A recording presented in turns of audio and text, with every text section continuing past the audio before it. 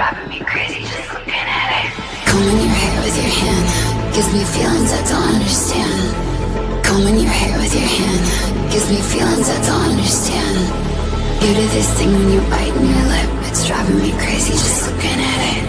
You know me better than I know myself. I don't wanna live in a world without you.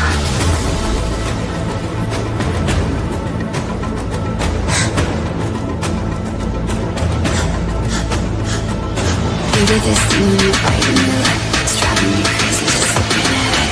You know me better than I know myself. I don't wanna live in a world without you. World without you. Driving me crazy just looking at it. World without you. Driving me crazy just looking at it. You do this thing when you're biting your lip.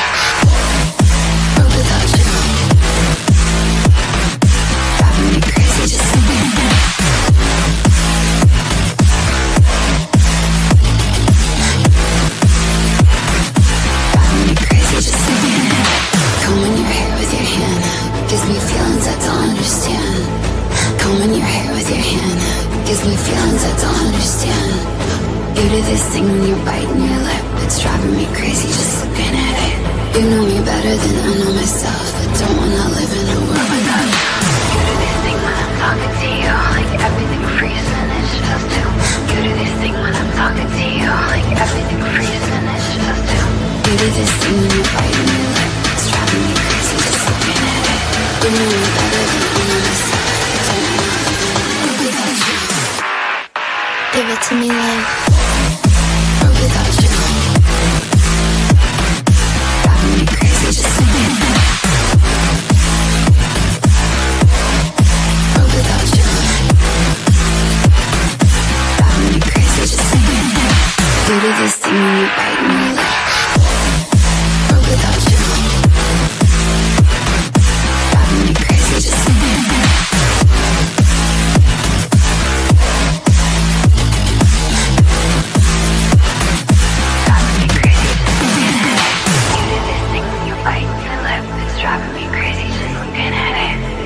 Better than I know myself. I don't wanna live in a world without you.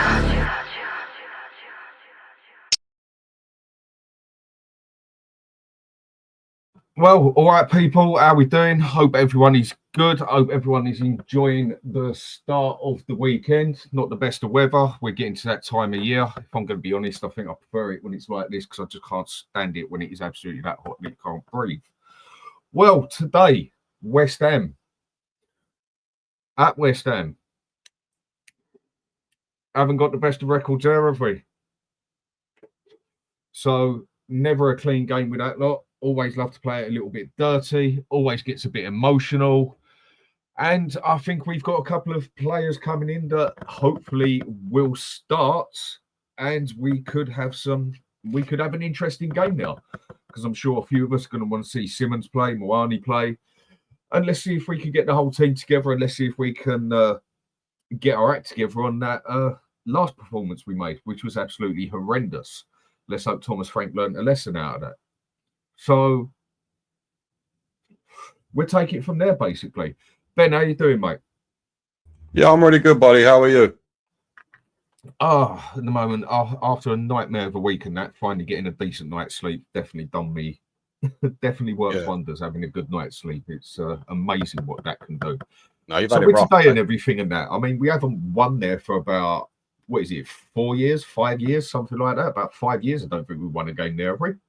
Yeah, I think it's along them lines. I mean, to be fair, it always does genuinely seem like their cup final when they play against us at Upton Park. It's always a crazy affair. I'm super excited for it personally. I'm very excited to see the reaction to Kudus and also to see how he deals with that situation. How do you think that's going to go for him? Well, it's going to be an interesting one with that one to see how he mentally basically deals with that one. I agree with what you're saying there. I mean, the West Ham fans ain't going to go lightly on him, are they? I mean, they was completely pissed off that he left, basically. The fact that he went to Spurs really did tickle them the wrong way. And yeah, he's definitely going to get a bit of stick there, don't you think? I mean, do you know what? For me, from what I saw, it was a bit of a mixed bag between some of the West Ham fans. I think it was more of a bit of half and half. So I saw half of them happy, half of them not so happy. I'm just wondering if maybe the half that were happy to see him go might have been putting up a bit of a, do you know what I mean? Because let's be honest, I know he didn't have a great season last season, but he's one hell of a player. It's, yeah, it must be hard for them to lose Kudus. I mean, would you say he's their best player or was their best player? Do you know what? I mean, after the season he had last season, it was not a good season by any means. But then you can't. West Ham didn't exactly have a good season, even though they finished above us. They still didn't exactly have a great one, did they? I mean, I would have taken Bowen as well personally, one or the other. I'd have been quite happy with either. I think he's actually quite an underrated player, and I think he's one we're definitely going to have to watch in this game. How old is Bowen now? He's got to be what, 20? He's got to be 28, isn't he? Is he 28? 20? Yeah, well, I think something along them lines. I can check it out. Something. Yeah, have a look. See, I mean, yeah. Realistically, I see Bowen the same way I see Morgan Gibbs-White at Nottingham Forest. Might not necessarily be their best player, but he's absolutely their star boy. I know they love Jared Bowen over at West Ham. Fun fact, he's actually married to Danny Dyer's daughter, which I found out recently. Yeah, in case anyone's interested. Well, with him, I mean, what was it? They bought. Where did they actually get him from? I can't remember where they actually bought him from. I mean, I do think he is a very underrated player. Let's have a look. Do you know what? I will take a butch now. I know this is a bit unprofessional. I think he says he's about 29 or coming on 29. So around about, coming on 29, basically. Okay. Confirm. 2 seconds there. Because I know they paid a couple of quid for him, but it wasn't stupidly expensive and that. And as I say, I think he's one of those players that doesn't quite get the credit he deserves. I mean, some other people might not rate him, but I do actually rate him as a player, and I do think he is one we're definitely going to have to watch. Yeah, without doubt, he's always their danger man. I think it's nice to have a player at the club that has ability and also plays for the badge. It's nice to see that. But he is most definitely their danger man. The amount of effort he puts in for West Ham is just. I mean, it's a little bit like, I know not perhaps so much anymore, but do you remember Mason Mount when he used to play for Chelsea? Yeah, just a different kettle of fish. I think when you've got players like that really play for the badge, it can make a world of difference. Yeah, you can definitely see his heart is more in the team than you do with a lot of players these days. So I'll say hello to a couple of people quick and then say hello to a couple of others later. Jordan Baker, big up Dan, big up to you too, mate. Hope everything's good on this Saturday. And Simon Hill, big up Dan. Let's get our first win out of the Athletic Stadium 2019. God, it's been that long since we ain't won there. Wow. That's going some, isn't it? That means last one we won there. Cool. Yeah. And James Cook, big up to you, mate. Dan and Benji, listening in the background, fellas. I hope you're doing well. And Jordan as well. Big up Benji to you too. Simon, Mourinho's first game was the last time we won there. Wow. That's like 6 years ago. Jesus. 6 years since we've won at that shithole. Oh, well. And Jordan, Hull, I suppose that's where he got Bowen from. Yep. Oh. And Simon, saying Hull City. I didn't know that they got him from there. And Kate Miller, hello, Dan. Hello to you too. Hope you're doing well. And also saying hello to you, Benj. And Kate also saying, allow me to introduce myself. Well, go for gold. I'm the new Chief Communications Officer at Tottenham, replacing former Donna. I bet you are. Ghosted, big up Dan and Ben. Big up to you too, mate. Also saying, smash the likes. Thanks a lot, mate. Appreciated. And Kate just going on, I'm going to improve my relationship with the Tottenham fans. Well, it won't be hard to improve the relationship after the terrible relationship the last lot had there.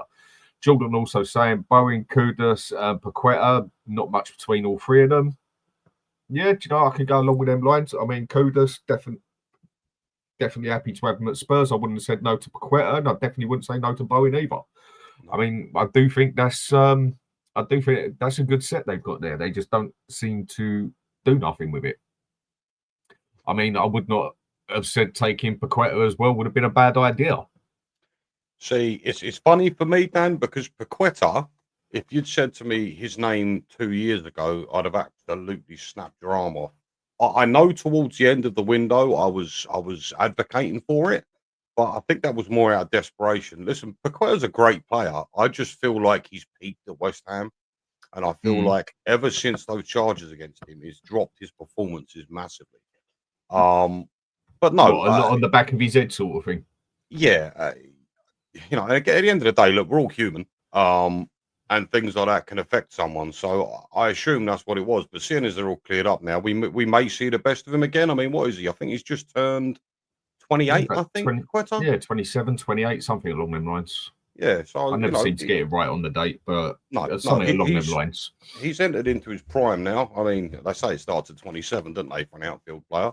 But no, he's a decent player, but he definitely wouldn't have been a first choice for me at Tottenham, if I'm brutally honest. Okay. And Delhi 20, easy Dan, great show. Thanks a lot, mate. Appreciate it. Hope you're doing well. Logan as well. Afternoon, fellas. Afternoon to you. What's Ghosty saying here? It's some Forest fans are Ange out already. Their meltdown will be hilarious, especially Wolfie the flip flop. Well, only time will tell with that one. I must admit, I mean, one of their defenders at Forest, I truly do rate and think he's underrated, and that is Milankovic. But now he might have to be playing the Ange way as such. I think he could be up shit street. But that is not our problem. That is out the window now. Thank God for that. Well, what do you think is going to happen today then? I mean, for me, it is never a clean game with West Ham. They always seem to try and up it a gear. They always do. It's like with their little cup run sort of thing. Always a dirty game, usually a physical game. And they do like to get stuck into that one. And as I say, like others have said, we haven't won there for 6 years now. So we've definitely got to go there and do something. I mean, what do you think on the results today? What do you think is going to go on? Right, so I'm in a bit of a positive mood. Listen, we've been starved of Tottenham since 2 weeks ago. It's been horrendous. We've made 2 big signings at the end of the window, and we've had to wait for 2 weeks to see him, which is a bit hard to take for me, and I'm sure it is for the rest of you as well. Yeah, again, I'm feeling positive, mate. I'm thinking maybe like a 3 or 4-0. I'd like to see today. If I'm honest with you, that's the good vibes I've got. I'm very, very excited to see the new link up between Xavi and Mawani. I think Xavi is going to complement Mawani's skills with some of the way he likes to play make. Because Xavi, he's not a Maddison. I'm going to think 3 steps ahead before I even get the ball. He's more of a pick up the ball, carry the ball, run forward, and little dinks through. He's very good, very clever with his little through balls. And I just think Mawani will feed off that so well. Hence why I feel like today might be a big scoreline. I mean, look, West Ham are in the mud at the minute. They're not doing too well. So, yeah, why not? I'm thinking 3 or 4-0. What are you thinking? Oh, I ain't going 3 or 4-0. I reckon we could pull this one off about 2-1 because it's always a dirty game. It's always a messy game.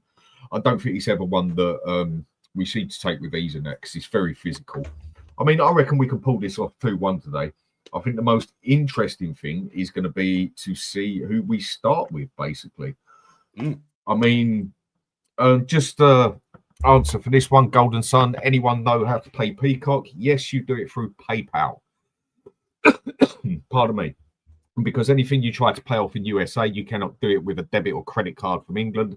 So the easiest way to do it is through PayPal. If it doesn't accept it, then basically try it about another 5 times and it will do it. But PayPal is the way to do that one.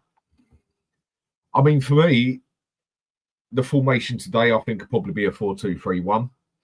And I suppose the main one people are questioning is Mawani going to start? Is Simmons going to start? Where are they going to start? Is he going to put Simmons as a 10? Is he going to put him on the left? Is he going to put Mawani up front? Is he going to put him on the left and put Richarlison up front? I think they're the main questions that a few people are asking, isn't it? Yeah, it looks to be. I mean, if we go to the presser recently, the answers we got for how Frank feels about Mawani and Simmons is, again, like the rest of us, he feels very much so that Simmons is a number 10. He feels that that's his best position. And the player says that himself, by the way. I know he's played more games at Leipzig on the left than he has at the 10, but he prefers himself a 10. And he said a similar thing for Moani. He said that his position is striker. But he did note that both are capable of playing on the left. So, given that, I'd like to think Moani starts at striker and Xavi starts at the 10. I can't see it being any other way, mate. Yeah, I mean, it would be the sensible way. I think it would be the sensible way to do it because we do need that playmaker. But I mean, because we haven't really got no one else for that 10 position, so Simmons would be the ideal one to put there, basically. And it's just a question on the left. I mean, for me, I think they'll end up with Richarlison on there and Moani up front. I can say this much. So I know we're all assuming who will start. Or do you think Johnson would start there? I personally, if Xavi's in the team, I personally would prefer Johnson on the left. But I will just say ever so quick, Moani hasn't played much football of late, whereas Xavi has. So I honestly think Xavi is a nailed-on starter, 100% for me. Moani may actually start on the bench. So I've got a funny feeling it's going to start Xavi 10, Johnson left, and Richie up front is how I'm starting. I think it might go, and then obviously bringing on Moani later on in the game. What? So you reckon he'll bring him on a bit later due to like just lack of match fitness, basically? Yes, yeah. I mean, look at Xavi, for instance. Xavi's played 1 or 2 games at Leipzig this season, and he's also played an international game. He played a bit international as well, wasn't it? Yes. Yeah. So I think Frank said he feels that he's a bit more ready for the game than Moani, but that doesn't necessarily mean he's thinking he's not going to play Moani from the start. We'll just have to see, I suppose. But I think you can almost nail on Xavi being the starter. I mean, I can agree with that one. I mean, the other thing we got to watch out for is we haven't got the most depth in the team either in that, and we've got a very, very important game on Tuesday, Villarreal, isn't it? I mean, we're at home, aren't we, with Villarreal? I believe so. As far as I know, we're at home, and I think that's going to be a game that Frank's going to be really looking at. I mean, that's going to be his first Champions League game ever, isn't it? So he's definitely going to want to win that one. I mean, obviously you want to win any game you're in that, but that's going to be his first ever Champions League. So he's definitely going to want to come down with that one with a win as well. And this is where I think we might have to see a little bit of rotation, possibly. Like if we're, say, 3-0, 3-1 up sort of thing with 20 minutes to go, maybe circulate a couple of players, depending how much control we've got of the game. Because that's going to be a very important game for him, that Villarreal. I think that one's going to be the one Thomas Frank's more looking at as such. Do you know what? For me, the jury's out on that one, Dan, because he, like you said a minute ago, like you alluded to, he's got no experience in the Champions League whatsoever.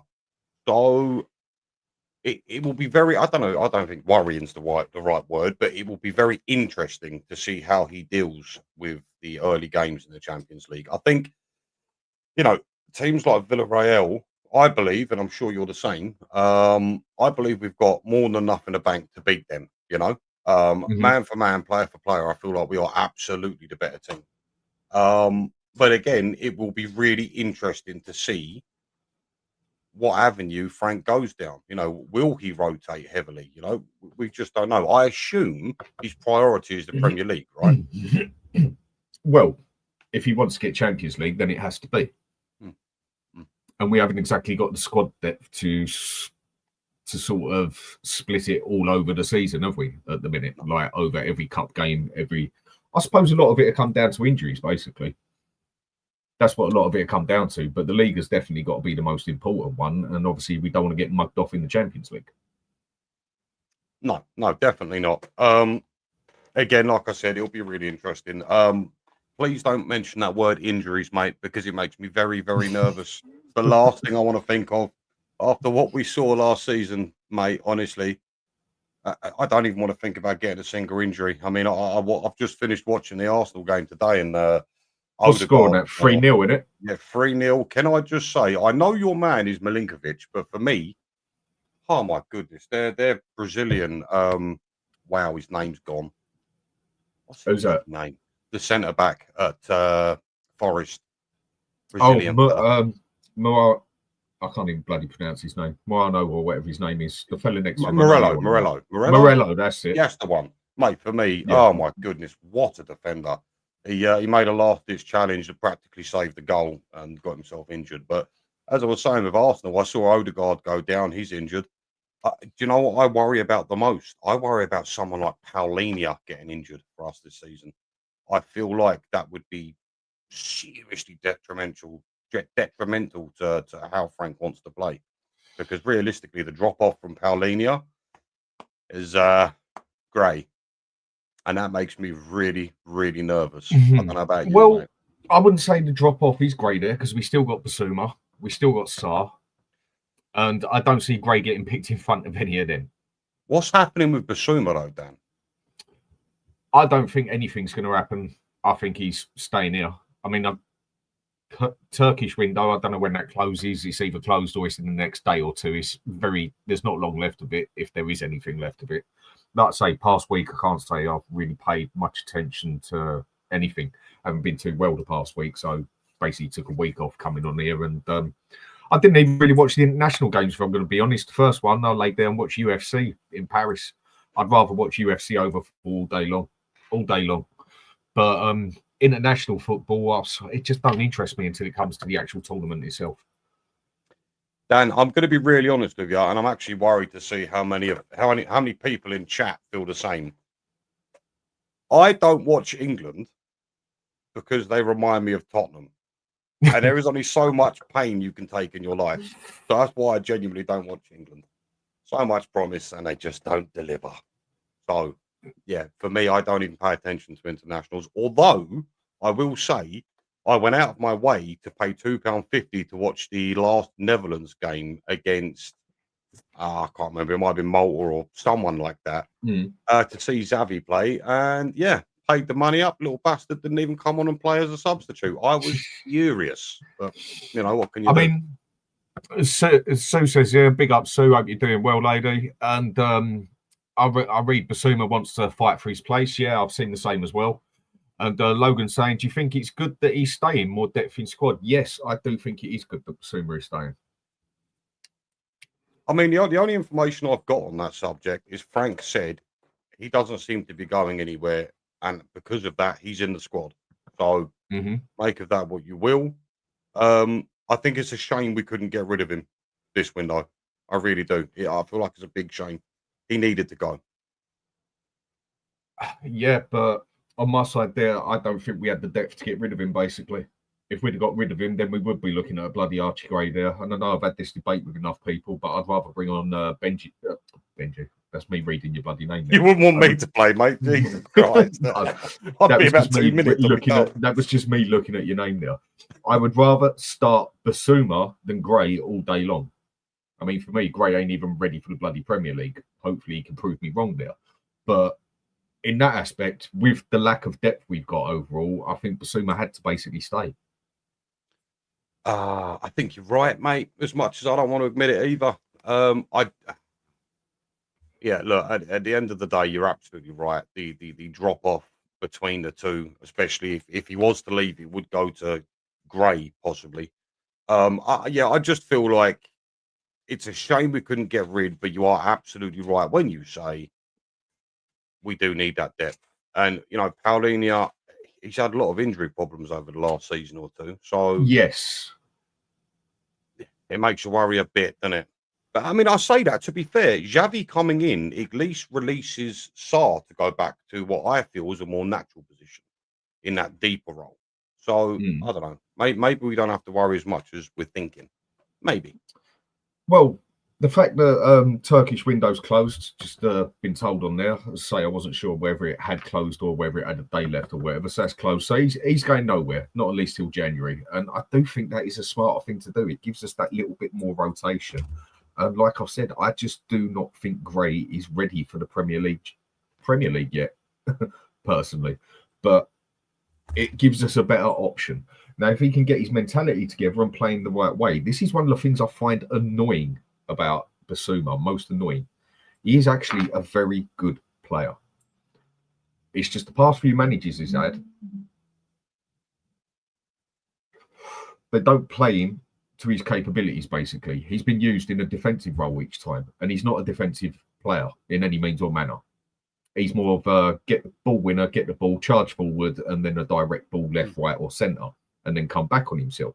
When he played like that in Europe and one or two other games where he was able to play like that, he actually looked like a stable player.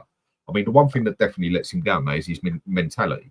He hasn't exactly got the best mentality for it, has he? Yeah, he's got that Aubameyang mentality. You are right. I mean, look, but Basuma for me is a moments player. There is absolutely a fantastic player in there. I've seen him at his best. We all have, but he's just not consistent enough. And if you haven't got the mindset to be a consummate professional, then you're just not going to get too far in this game. And it's a shame because we all know that there's a player in there. So, yeah, for me, like I said, I think given the fact he's had so many chances, I just feel like it would have been better him to be getting shipped out. But, you know, at the end of the day, like you say, depth is something that's going to be needed, especially with this season, the Champions League, so on and so forth. So I don't know. Maybe it was a good idea that he stayed. Who knows? Yeah, I definitely think it was because, again, I think he just gives us that better option than having to bring Gray on at the end of the day. So with today and that, what formation you reckon we're going to go? What team you reckon we're going to use? I mean, I think the team itself is pretty much easily predictable, bar two places maybe. Yeah, for me, I agree. I would go, surprise, surprise, Vic in goal, obviously. I'm not even going to say the back four. I think we all know the back four. Yeah, I'd go with the well, who do you start on the left? I mean, who do you go on the left? This is the one question I will ask out of it. Do you think Spence starts on the right and Adogi comes in, or do you think Spence starts on the left and we stick with Porro? Because for me, Spence has got to start. If he don't start Spence going against Bowen, I'm not going to be too impressed, I must admit. Okay, I mean, look, I've got an opinion on it, but it is my own, so I will just ramble it out. So for me, I feel like Porro is going to start on the right because of that horror show he had last week. I feel like he's going to have something to prove. I feel like Frank knows that as well. I know. And I feel like there is no one else you can start on that left but Jed Spence. I feel like there isn't even a chance he doesn't start. I'd be very disappointed if he doesn't. And I'd feel awful for him if I'm honest with you. But yeah, for me, Porro on the right, Spence on the left. And in all fairness, I don't actually think Udogi's even ready to start a game yet, is he? I'm not sure. I'm really not sure. I think he's fit enough, as far as I know.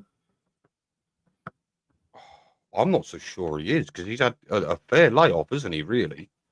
I mean, so go on. You've said you go with your four at the back, basically. Yeah. So the midfield. The usual suspects. And in midfield, I think you've got that a double up of Paulinho and Bentancur.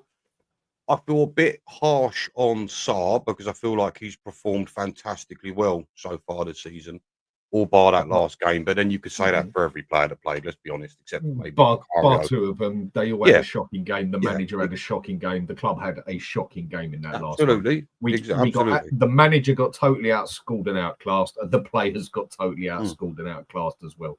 They got absolutely destroyed in that last game. Yeah. I mean, the result didn't really say it, but we could have easily lost that game 5-0, and I don't think anyone would have been shocked if they watched the game. All day long. Again, for me, Vic was our man of the match. I know Van der Ven had a decent game, but yeah, without Vicario making some of them saves, we could have been quite easily 3 or 4-0 down. It was shocking. But anyway, I digress. With Sarr and Bentancur, I do think it's a chop and change between the two. Again, I feel bad for Sarr, but I just feel like Bentancur and Paulinho are starting to get a bit of a relationship together, starting to gel a little bit. So I don't know if you can change that right now. And then, again, on the right, you're going to go with, obviously, Kudus. Middle, you're going to go Xavi. Now, for me, I would go with Brennan Johnson on the left because I feel like, and this might be a unpopular opinion, I don't even want to say it. Do I? I'll just say it. I feel like Xavi could maybe get the best out of Brennan Johnson because we all know he can be a bit of a ghost. Wait a minute. We know he can be a bit of a ghost. We know what he can and can't do. But if he plays to his strengths, I just feel like the way Xavi can unlock passes, it may benefit him. It may not. Again, it's just my opinion. I feel like it might help John and Brennan out having that sort of player next to him. And then, up front, I would go with Kolo Muani, but time will tell on that one whether Richie starts. But yeah, Johnson for me on the left. You see, whereas I personally would play a total different way to this game because I know it's going to be a physical game. It's a London derby. We are away and don't have a great record there for the past 6 years. I mean, me personally, I'd be playing more to get some control of the game first before pushing forward, even as such. Okay. I mean, people know I prefer to play 3 at the back. Personally, I would start 3 at the back here. I mean, but then the problem is, what cover do we have for defence? Because Ben Davies, great. But personally, I'd start Danzo in the middle with Romero next to him and then Van der Ven. And then I'd use my wing backs, Porro, get the most out of him. Plus, he'd also be covered with 3 at the back, basically. Romero would be able to drift out and cover him as well. And then with that, I'd start Spence on the left. In the middle, I'm then going Bentancur. And the one I do question is Paulinho, because I still don't know if he's fully match fit yet. And like what just got said on here, who was it who just said that? I think I've just totally missed it. That's it. Golden Sun says, I'd save Paulinho for the Champions League game, which I could totally understand if he did. I think that one comes down to his match fitness more than anything. And yeah, and like I say, Bentancur and Paulinho in the middle, depending what you want one of them to do. I mean, obviously, I'd rather start Paulinho over Bentancur. So say we do. I could also understand if we put Sarr there for his engine, basically, as he's definitely got more of an engine than Bentancur. But Bentancur is a better ball winner. And he's also a better passer of the ball. And then I'd start 2 in front of them with Kudus and Simmons. And then whoever we want to start up front, I mean, Wane would be the choice, but whether it's Richarlison or whoever. And then I'd have Kudus and Simmons sitting behind them for one of them to be able to drift out to the right or the left whenever they see fit, and the other one cover the middle. Or when we push forward, they can both drift out. And if it's Sarr, he can push forward into a 10 role, not play as a playmaker 10, but more as an attacking midfielder sort of 10. And with West Ham being as physical as they are and coming at us, I think we'd actually be better starting off with 3 at the back. And then the game goes on, we get some control of the game. Then obviously it changes into the 3-4-2-1, doesn't it? And you can push forward from there. Yeah, absolutely. Sorry, Dan. I am just checking up to see on that point Golden Son made there. I'm just checking up to see if Paulinho started any of the international games, and it looks like Paulinho has been used as a late substitute in both games, so he's had plenty of time to rest and recover. It's not like he's been put through his paces. So I honestly think you probably get away with playing maybe 70, 80 minutes today, and then maybe 60, 70 minutes come the Champions League game. I think you get away with that quite comfortably. I mean, you're concerned about him being match fit. Can I ask, considering he's played a lot of minutes now, what makes you feel like he's not quite there just yet? Now, do you mean fit or sharp? What's your concern? Well, that's basically what match fit is. There's a difference between being physically fit, able to do it, which you have to be, and then being match fit. If you haven't played a game, which I know he has, but just explain it. If you haven't played a game for, say, a month and a half, even though you're fully fit, that don't necessarily make you match fit. Like you said, with the sharpness, awareness. Like when Kulusevski does come back, for me, it's still going to take him about another month or 2 before you start seeing what he's capable of on the pitch again, because his match fitness is totally out the window, same as Dragusin, basically. Even if they're 1,000% fully fit, they're match fit. They are not going to be sharp for a while to come. You know what? Funny you should say that, actually, Dan. And I know you're quite fond of this player deep down. Dragusin is training again, by the way. You know what? I'm going to be very, very honest with you, and I'm interested to hear your opinion after. I feel like Dragusin under Thomas Frank may give off Milinkovic vibes from Nottingham Forest. I feel like he could be quite a solid defender for us going forward. Because realistically, he was brought into an Ange system that just didn't suit him.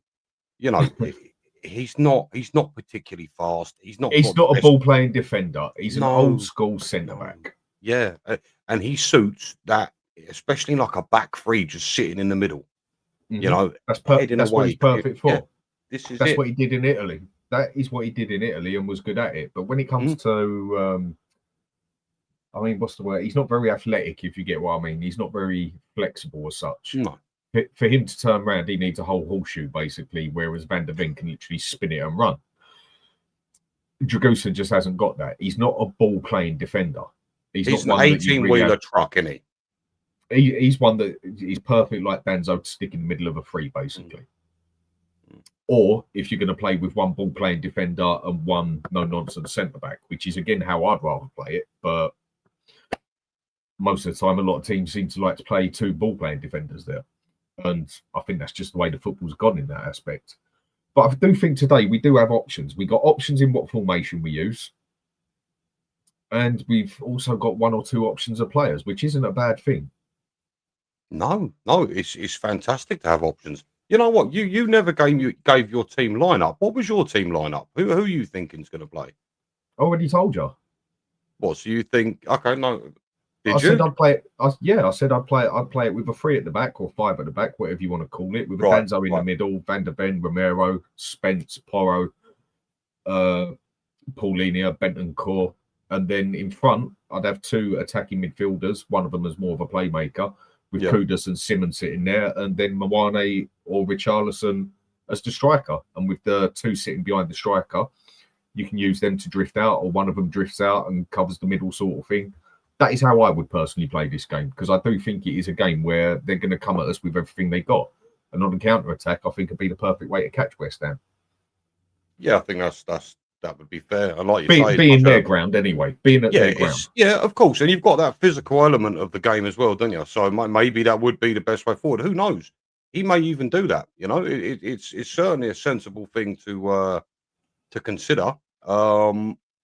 Yeah, I don't know. For me, I feel like you've got to go more on the front foot, because West Ham are an injured animal right now, and I just feel like going for the jugular would be the way forward. But again, that's just me. I just feel like you need to take it to them. You know, I feel like you need to hit them with that 4-2-3-1 formation and just attack. I know that might be a little bit out there, but listen, West Ham are in a bit of trouble at the minute, aren't they? Let's be honest. They've not been good now for a couple of seasons. I personally think they're candidates for relegation. How do you feel about that? Yes, I do think they are gonna.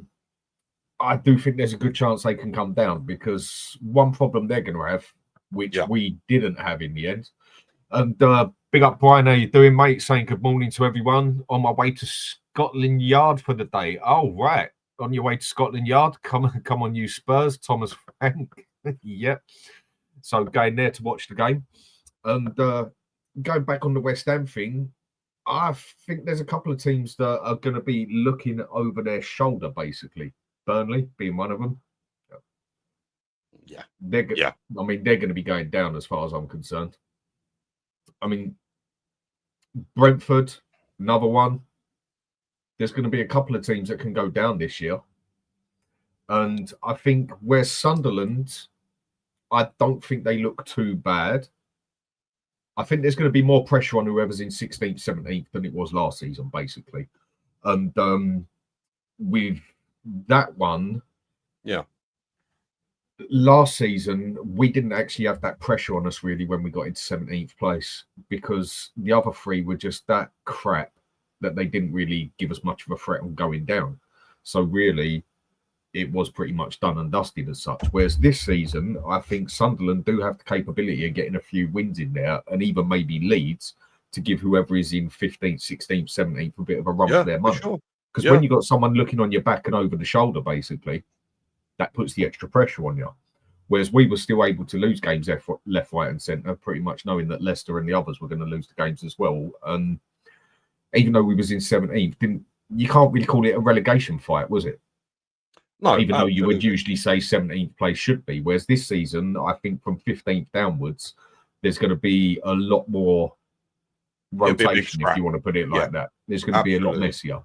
Yeah, it'll be business as usual. I mean, last year was, again, I feel like it was a bit of an enigma season for a lot of teams. You know what? Just on that Sunderland subject, they they've really impressed me with who they've brought in. I'm not sure if you paid too much attention to who they have brought in, but they've brought in some decent quality. I don't mean world class players here, but But they've especially for a brought team in. that's just come up. Oh, I mean, just, I was actually a bit surprised that they signed Nordi Mukiele. Mukiele, yeah, Nordi Mukiele. They've gone and signed. Well, they've got that Bertrand Traore, who's a decent little player. Let's have a look. They've got that Pembele as well. I think he's on loan. Great little player. Gertruda. You remember Gertrude? We were looking at him once, mate. Great little player. There's a few real decent players there. That's what I'm saying. I think they have a solid chance of staying up, or at least putting the pressure on a lot more on who's in 16th, 17th, basically, which we didn't have. No, for sure. The only thing is, so though, West Ham now, I think West Ham, where their team seems to be in a bit of a mess, and where the club just as a whole seems to be in a bit of a mess, basically. Owners, fans are really not happy there. And I just think the whole system there can go very wrong for them. And with a bit of pressure on the back, it really would not surprise me if West Ham went down this year. This is what I'm saying, though. That's why I feel like when we turn up today, we should just go on the attack from the get go, mate. I really feel that might be the way forward. I mean, again, look, we'll see. But for me, I'm super positive. I'm super excited. I'm absolutely dying to see this game. I really am, and I genuinely, for some strange reason, I know our history says different because it's been 6 years since we've won there, which blows my mind. But yeah, I'm confident of a big win today, and I really don't know why. Maybe it's just a desperation to see the new players get in the team. But I think that's what everyone's looking forward to and interested in, isn't it? Well, especially Simmons. Yeah, he's going to especially Savvy. He will be a difference maker, mate, and that's the sort of player that we've needed to buy for a while. Someone who truly will be a difference maker, And at 51 million, picking that boy up is just unreal. What a fantastic bit of business that was. That was a steal. No two ways about it. That was a steal. I mean, he's another player. You can say we've bought him more on potential than anything else. I mean, he's 22. And the way he's played for the past 2 years, we bought him on the quality. I mean, he was worth the 50 million for the way he's played for the past 2 years. But where he's 22, we've also bought him with the hope of a lot of potential that he's got of turning from a very good player into a quality player. And yeah, would he ever be a world-class player? People call world-class way too easy, but I think he can come up a level from a very good player to an absolute quality player, personally. And for 51 million, I think that's an absolute steal. Dan, I'm going to say it how it is, mate. I'm going to say it how I see it. Look, with Xavi, I think he's got all the potential in the world to be world class. I would almost go as far to say, I feel like, look, listen, he's played 4 senior seasons, okay? And the very first senior season was under PSG, and it was about 10 games. So not particularly, not a lot. But the following 3 seasons he's had, Dan, he's hit double figures in GA for all 3 seasons. So 3 of the 4 that he's played in his senior professional career have been double GA. It's absolutely insane. I mean, Jesus. At PSV, I think he scored 23 goals, 10 assists. And then, Leipzig, I'm pretty sure, if I'm not mistaken, his first season at Leipzig, he got double GA. Well, he got 10 plus goals and assists. I will go and check that ever so quick to make sure I'm not speaking out my arse. I mean, like Jordan says, brilliant business. I think it was as well. And also a 7-year contract. 7? So that said there, I didn't know it was 7 years. I thought it was 5-year with choice of an extension from us. But if it's 7 years, well, even if it's 5 years, 7 years, whatever, for 51 million, that's what you get a normal player for these days, basically, isn't it? 50 million. Bulk standard, yeah. Yeah, it seems to be. Basically. Mate, honestly, can I just say this, and it's going to sound really, really hateful. I don't know if anyone's been keeping up with Arsenal, but I'm going to say it, mate. Eze looks terrible. Terrible. I mean, you'd like to think a player like that would hit the ground running. I mean, with all the experience he's got in the Premier League, you'd think he'd smash it from the get-go, but he has looked noticeably poor And if Xavi comes flying out the traps today, I genuinely think we got the better deal there. Mm. Well, for the price we paid for him and that, and well, like Scott says here, I think if Simmons does well, he will go. Is he looking at Spurs as a stepping stone? That wouldn't surprise me at all if he looks at us as a stepping stone. But if I'm going to be totally honest, I don't really care as long as he does play quality ways for us. If we ended up selling him for 100 million, say in 2-3 years' time, because the player wants to go, so be it. But at least we can say we made some money out of it, and as long as he does perform for us, that's what matters at the moment, isn't it? Absolutely. However, I feel like it is now down to the club. If that is the case, which I'd like to think is not, but if that is the case, I believe it's now down to the club to show some real initiative and make it hard for players like Xavi to want to leave the club. You know, if you keep bringing in decent quality, you know, decent talent, and start pushing the club forward, you know, challenge him for titles, challenge him for domestic trophies and European, then what would be his reason for wanting to leave? Well, You know? like Golden Son says here, if we show ambition, we won't want to be a stepping stone. No, I don't want to be a stepping stone either. But at the moment, I could understand if he did look at us as a stepping stone. This is where the next 12 months is going to prove or show whether the club has got significant ambition, is looking more on the football side than it is the business side.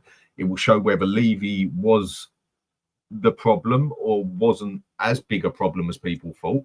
It's going to show a lot of things. And at the moment, it just would not surprise me if he did look on us as a stepping stone or such. But if it comes into January and we get a decent player in, and then the next window we get another couple that sort out that team basically with some very good players who get in the team, then maybe we won't look like such a stepping stone. Do you know what? I don't know. I don't know if you agree or not, but I feel like Tottenham are too big of a club to be a stepping stone. Is that arrogant of me to say? That's Spurs can easily still be looked. In my opinion, we can easily be looked on as a stepping stone.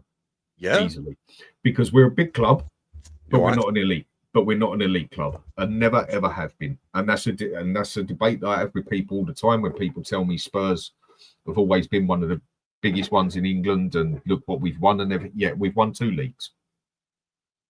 We've always been a cup club. That is what we have been.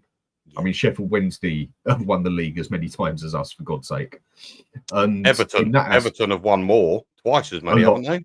A lot more. Crazy. Yeah, more about 3 times as many as us, and Aston Villa and everything else when you go through that. We have never, ever been an elite club.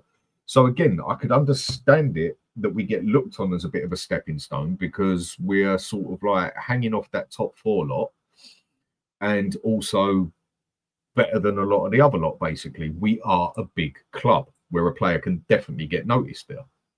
It's just we've got to find a way to bridge that gap, basically, to make us an elite club, to make us one of the real big boys.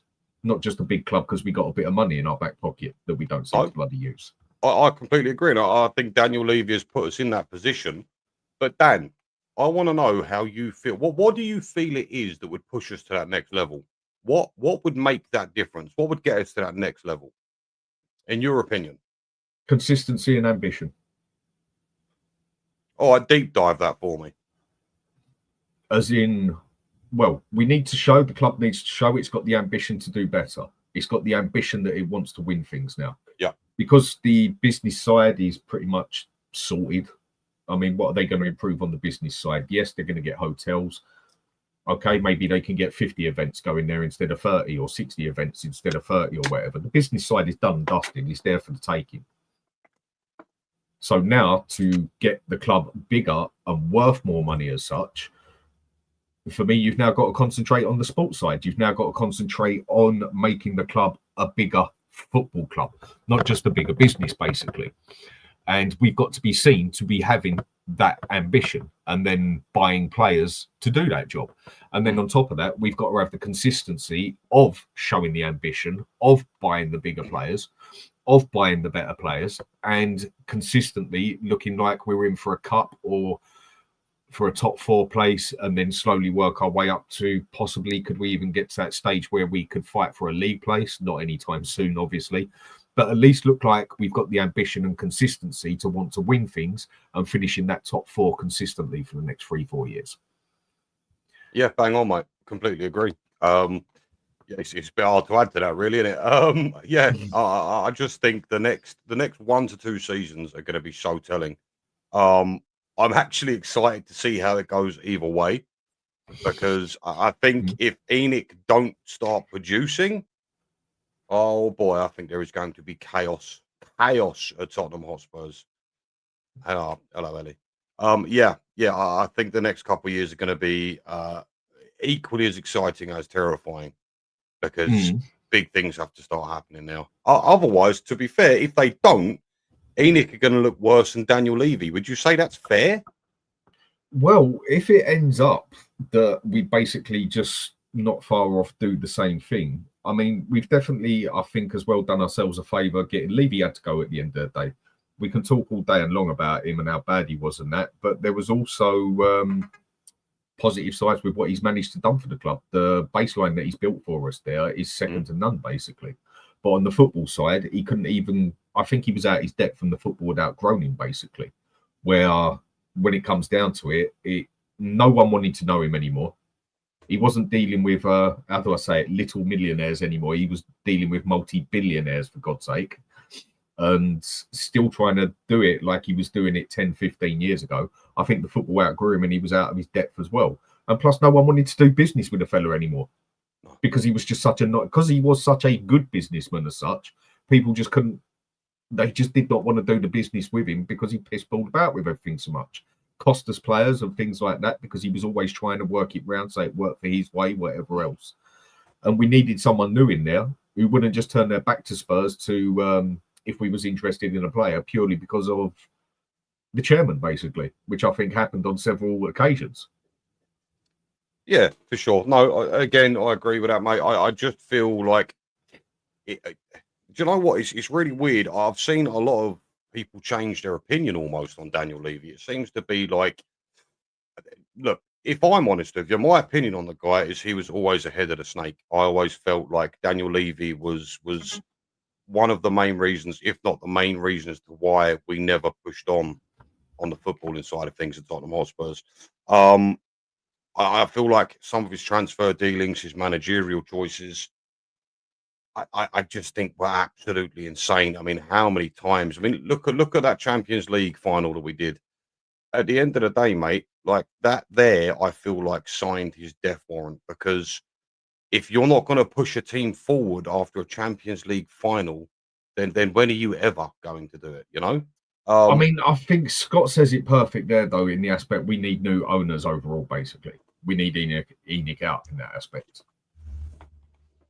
Yeah. The thing is, like, money-wise, they've got the money. This is the thing.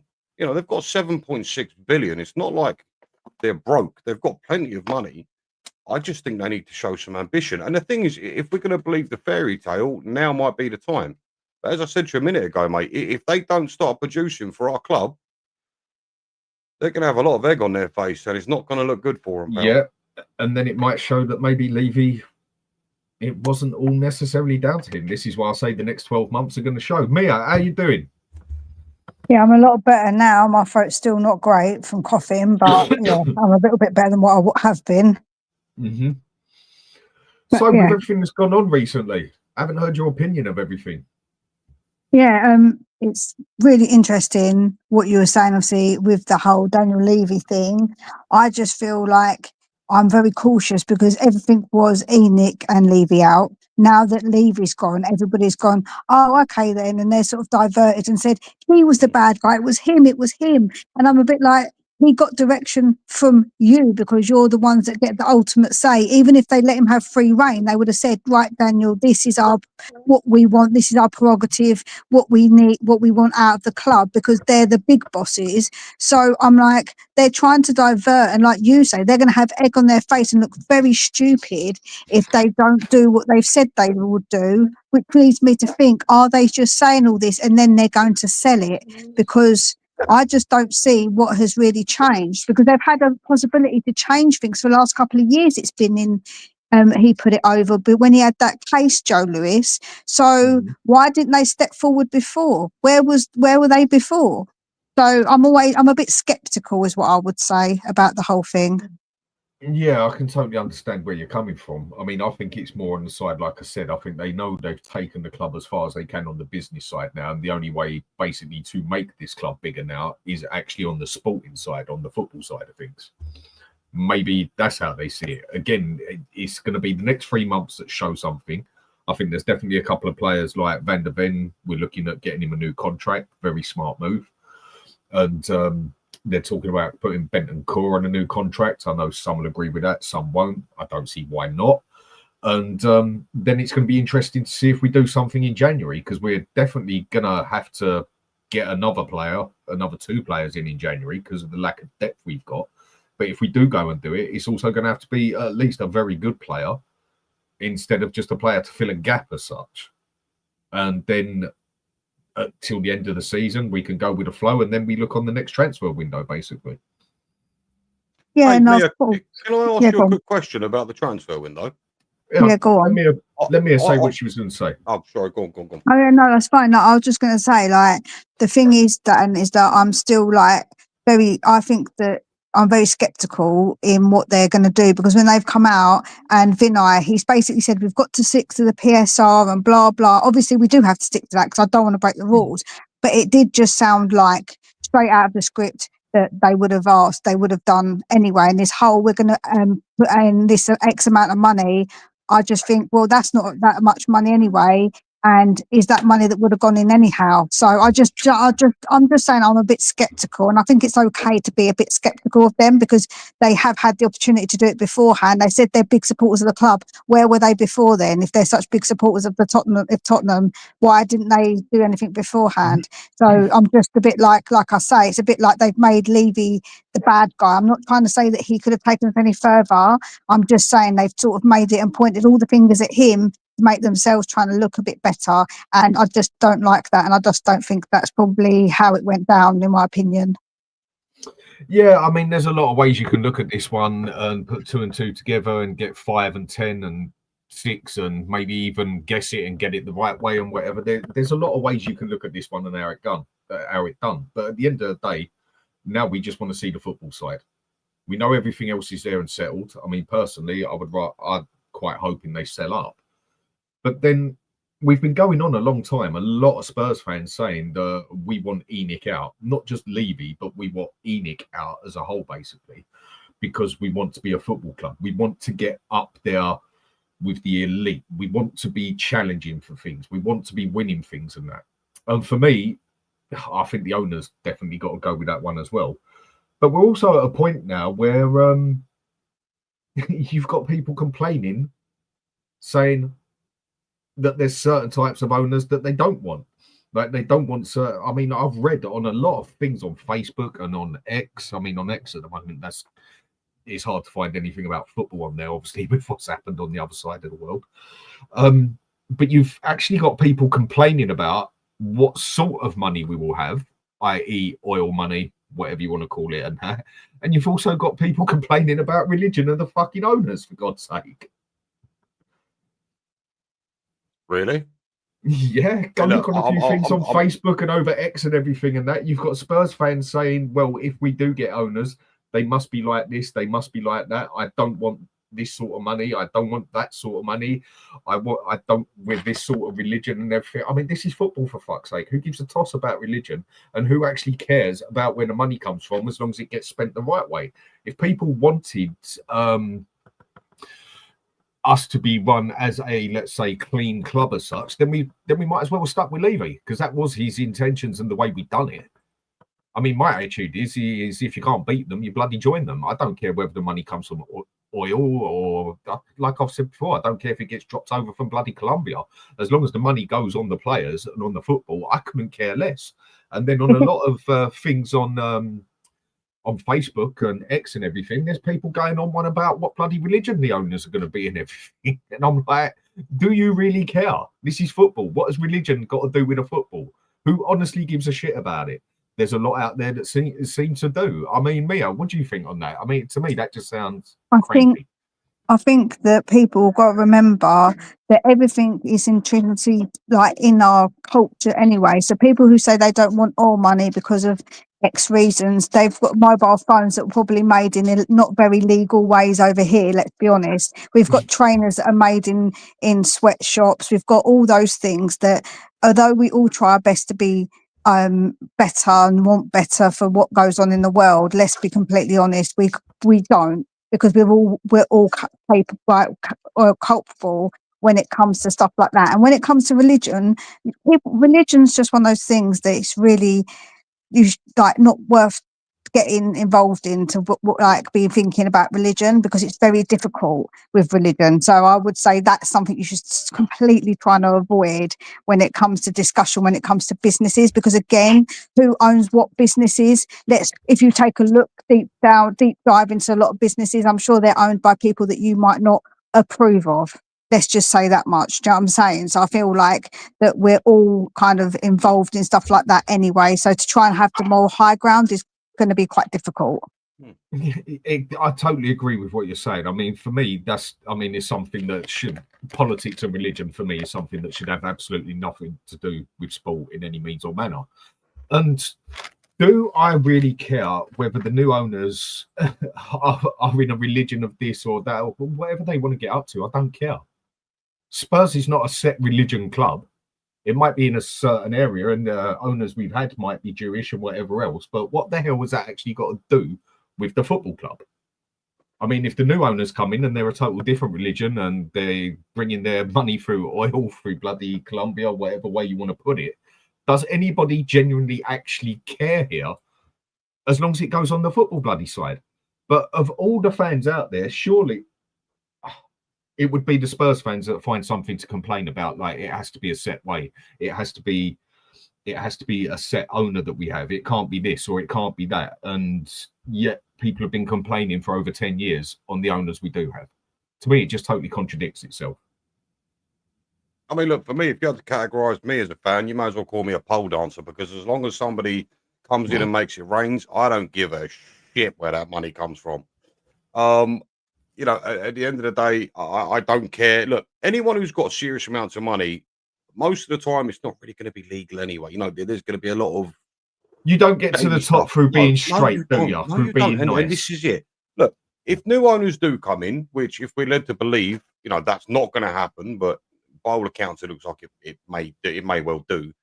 Providing new owners come in, you know, they lay down the law of the land, they set their principles and their targets, and, you know, push things through. Again, I don't care who it is or what they've done to get their money.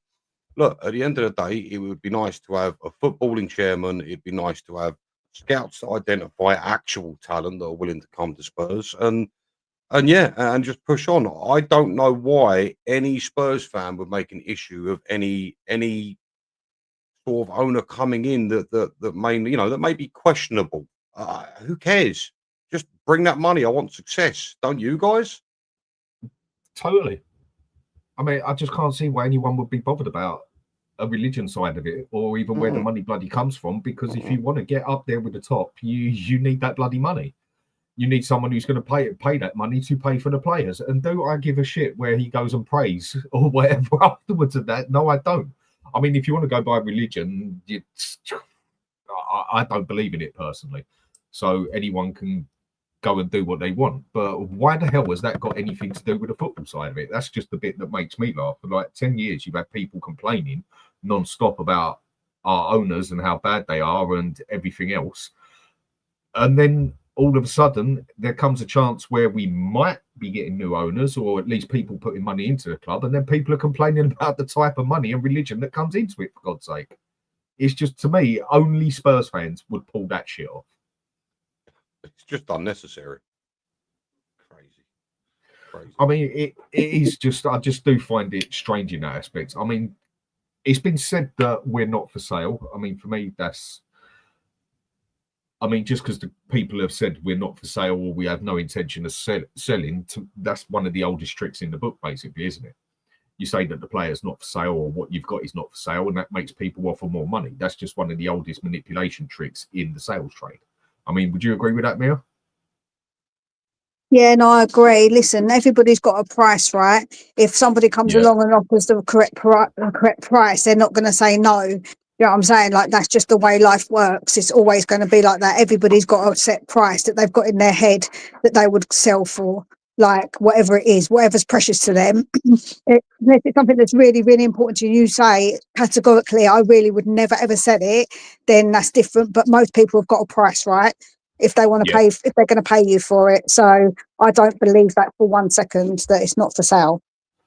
No, I totally agree as well. And it's like Ellie's saying, the PSG owners are meant to be like proper interested in us, basically. And she's right on what she's saying there as well, in the aspect of the Spurs can make a whole shitload of money more than PSG can. I mean, Spurs can make more money than pretty much most clubs on this planet. We are the most successful club in the Premier League when it comes to profit wise since the Premier League started. We have made the most money. Not that it's done us many favors, but really. Well, you look at everything with the size of the stadium and everything else and that, which is a massive part of the income. The fact that we're in London is a massive part of it, because if it wasn't for London, there'd be no such bloody thing as England, basically, because London supports the whole of England through the business that runs through it and everything. And there is, if we start doing, the place for me to improve now is on the football side, because that's where you get the value of the club up now for if they want to sell it. Or, I mean, take stadium rights, for instance. We can still get easily 300 million plus on those on the name for the stadium, basically. But if, say, for instance, we then end up being consistent for the next 2 years, Champions League next 2 years, fighting for a few things, that obviously puts the price up because it makes the football side bigger. Because I think the business side is pretty much as big as it can be now without improving on the football side. You know what? I think I really think it's quite obvious. At the end of the day, Tottenham Hotspurs, in such a way, are set up as a club that are ready for the next level. And really and truly, when the next owners do come in, if we do get new owners, it just needs to be the football side of things. I mean, look, listen, again, I hate to keep mentioning his name, but Daniel Levy's done a wonderful job putting us where we are from a business perspective. But whoever comes in, it just needs to be about the football right now. And if ENIC don't sell, again, it has to be about the football. I don't think you can give ENIC any more excuses about what needs to happen from this point onwards. And the thing is, look, they've come out and said, you know, via Vinay, of course, that is their intention. And I just think time will tell. So I think the next season or two will be very interesting. But I wanted to ask, are you both convinced we'll be sold in the next couple of years, or do you think there's a genuine thing that we may stay with ENIC? Do you feel like they are being genuine about what they're saying, or do you think it is just a ploy to get the club sold? Go on, man. I think it's a ploy to get the club sold because, like I say, they didn't ever think about this before a few years ago when it was already in trust, and it just seems convenient that they're trying to change things, maybe prepping for a sale, because don't forget, they're not young. People keep saying they're Lewis kids. They're in their 60s. They're 60 old years enough to be our old. Like, granddads. They're ready for pension. they're, you know what I'm saying? They're like old as my parents, like, or like not much off my parents. So at the end of the day, it just feels like, what have they got in it for them? Like, what do they want out of this? Because I just think it seems like they might want their inheritance, because they know that Joe Lewis maybe isn't much longer for the world. So selling it is probably going to give them a nice big fat bit of money in it, when obviously There you go. if anything happens to him. No, I totally agree. Call me a cynic, but you know what I'm saying? Like, I just know how rich people, especially if you've got money involved, big money, not just a bit of money, they want that dollar, don't they? Yeah, of course they do. I mean, and when Levy walks away with things as well, he's going to be walking around with about 700 million in the bank all day long. So he's not going to be complaining on that aspect and everything. It's just, I really do want us to sell up. But I'm going to go back to the football side of things, since I haven't been able to ask you, Mia. Today's game with West Ham, what do you see happening? What do you want to see happening? What formation do we use? Give us your show of what you want to see happen, what you think will happen, the whole system, basically. I don't think he's going to go to the 5 at the back. I just can't Mhm. see him doing that. I don't know, but I don't think as well it's necessary, because I don't think West Ham they've got what, maybe 2 or 3 players that are actually dangerous. The rest of them, like when you look at how they've been playing, they've not been great at all. So I feel like that we'll go with the normal 4 at the back, and I would like to see Simmons, but I think it's tricky. I think Simmons might play in the middle and have Mhm. Richie in the middle and maybe Brennan on the left. I think that may be where he goes with it, because I'd like to see that creativity in the middle, because then you've got more of a threat, because then they can't just I agree. double up on Kudos. So, and I want Kudos to score and do an Adebayor knee slide in front of them, bubble blowing, beep, beep, beeps. I would love that, because I think they're going to give him such stick that I hope that he does something at their stadium just to pee them off. Oh, you know they're That going would to be, give him some stick in it, man. They are going to give him some of stick. No course, two ways about it. Do you of course. think he'll be respectful if he does score, guys? No, because I think they've called him a Judas now. I think if they would have kept it respectful on their side, I think he would have kept it respectful, but they're calling him a Judas. So I think that line's been crossed, if I'm honest. Yeah. Now, with what you've two said, I mean, I said I'd start with 3 at the back, but with what you two said, it does actually make sense to actually start with 4 at the back and go at them as well. So I can quite easily turn over to that side. I mean, what you two have both said does make sense. They're not exactly the greatest team out there, whatever, but we don't exactly have a good record at their place over the past 6 years. They are going to come at us, so I do think that we can catch them very good on a direct counter. But then I can also agree with you and start with 4 at the back and go for basically go for the throat sort of thing. So I could understand both sides of it. I think I'd be happy with either. I just think with the new players that have come in, Dan, I feel like we're going to have too much for them, mate. I really do.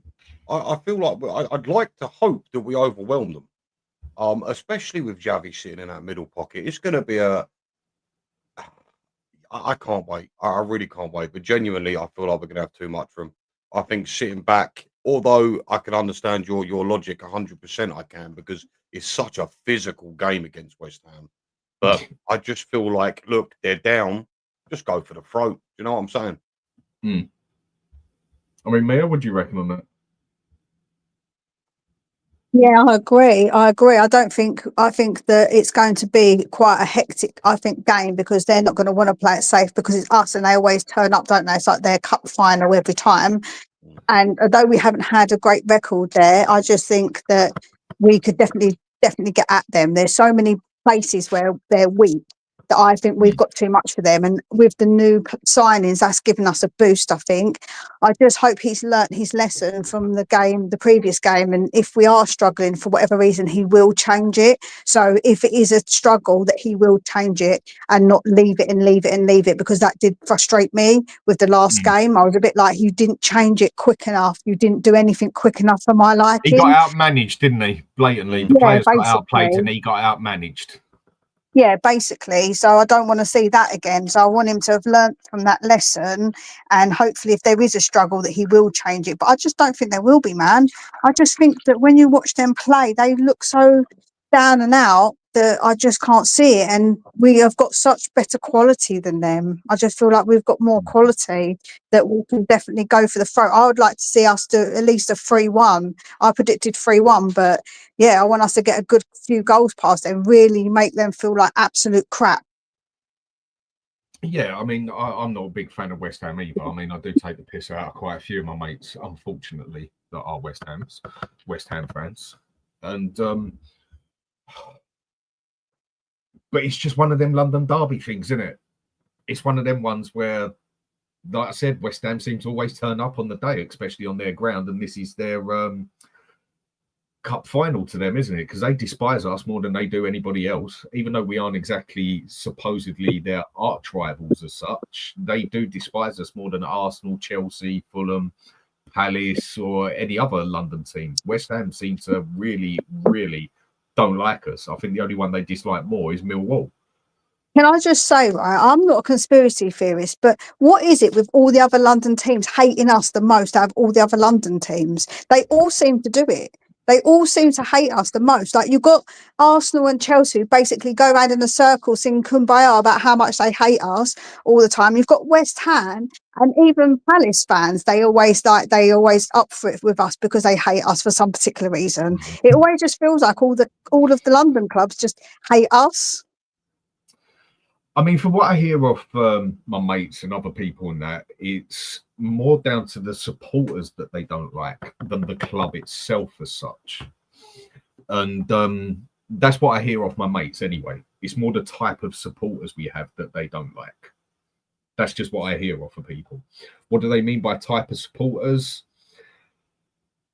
I don't know. Maybe it's because some Spurs supporters do act like they've almost got this bit of entitlement to be labelled as a top 4, top 5 club, whatever, top 6 club, when we haven't actually done anything whatsoever, bar 2 trophies in how many years, to call ourselves that sort of club.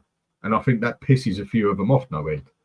And I've also basically because we're better than them, basically because we've got the nicer car and the nicer fit, like everything, the prettier girl, that they're jealous. Yeah, I can go with that. I mean, I think a few of them are now a bit wary, depending what happens on the next 12 months, basically.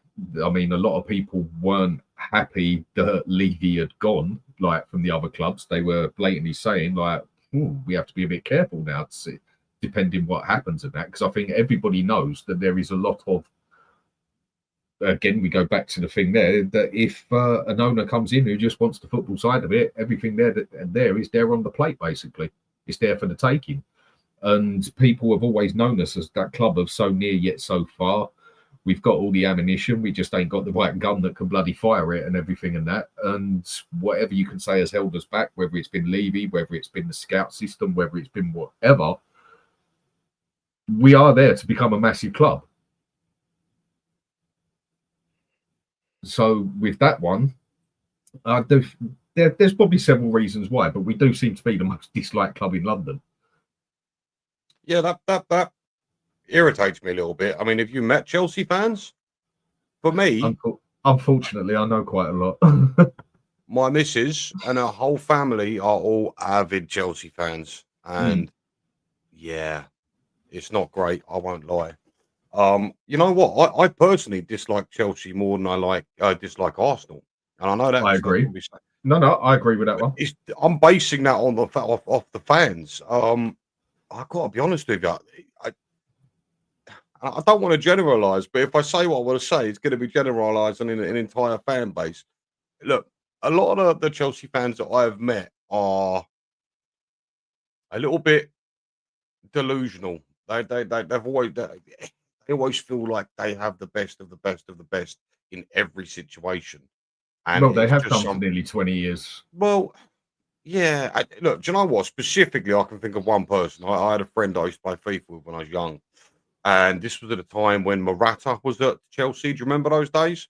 Mm-hmm. Well, at the time, he used to tell me, I'll give you an example. Morata was better and had a higher ceiling than Harry Kane. Now, at the time, Morata was scoring like zilch and Harry Kane was busting in 20 goals. Yeah, but that's two different types of player, though. How can you even compare them 100%, together?